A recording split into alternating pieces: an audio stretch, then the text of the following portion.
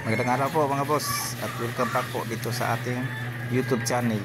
Sa video ito ay mayroon po tayong isi-share po sa inyo itong maliit po na Bluetooth speaker. Tingnan mo ang liit po niya. Ito po yung comparison po niya sa cellphone. Ayan, liit po niya pero medyo malakas po yung tunog po niya at maganda, ayos po yung tunog mga boss. Yan, mamaya maya ay patugtugin po natin yan para kita nyo na ayos po yung tunog po niya. Tsaka na-amis po talaga ako dito kasi ang liit eh. Yan, liit po siya. Meron po siyang mga kapareho dyan, nag-search ako dyan sa Shopee kasi hindi pa yan sa Shopee nabibili, doon sa tao lang po yan, bili lang po ng mura.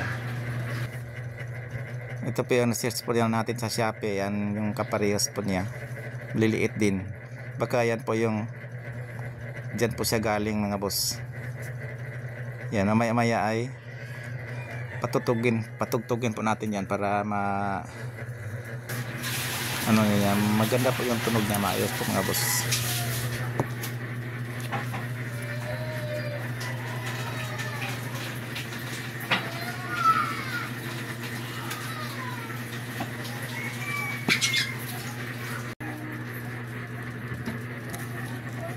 Kapasan tayo mga boss.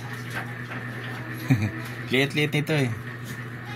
Nabili namin ito sa yung sa kaibigan ng anak ko. Ito lang yung binili niya ng 100 pero ayos po yung tunog niya mga boss.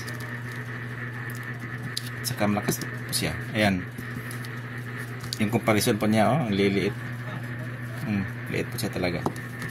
Saka ngayon ay patutugtugin po natin, subukan natin. Itong kita ko na sa inyo na ayos po yung tunog niya. Meron din siyang bass na basta maliit pero ayos po.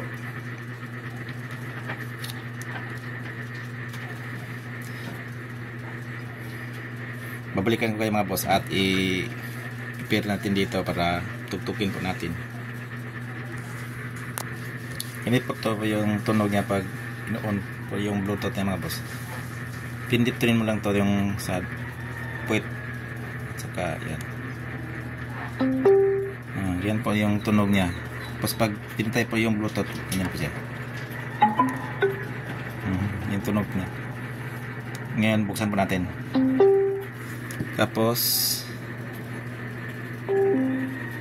ayan, nag-connect na po siya. Nakauna pala itong Bluetooth kaya nag-connect na po siya mga boss. Ngayon ay hanap tayo ng matugtog dito doon sa YouTube. Ngayon na-pair po ito mga boss, ay subukan pa nating magpatugtog.